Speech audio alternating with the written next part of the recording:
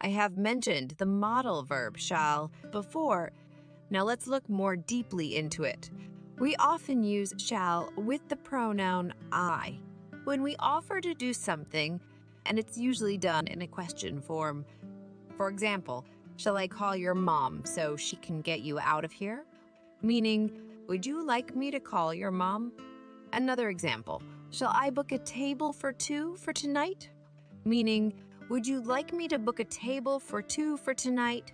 Or, I am offering you to book a table for two for tonight. We also use shall with the pronoun we when we make a suggestion. It's also done in the form of a question. For example, shall we take a walk? Meaning, would you like us to take a walk? Or I'm suggesting that we take a walk. Another example, shall we order pizza or something? Meaning, I'm suggesting that we order pizza, okay? Another usage of shall is to express duties and obligations in very formal documents.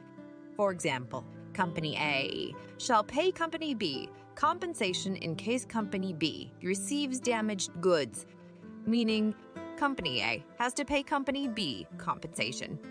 Another example, each and every citizen shall be protected in court of law.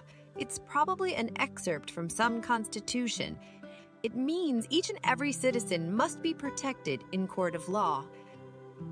That's it for now. See you in the next episode. Stay tuned.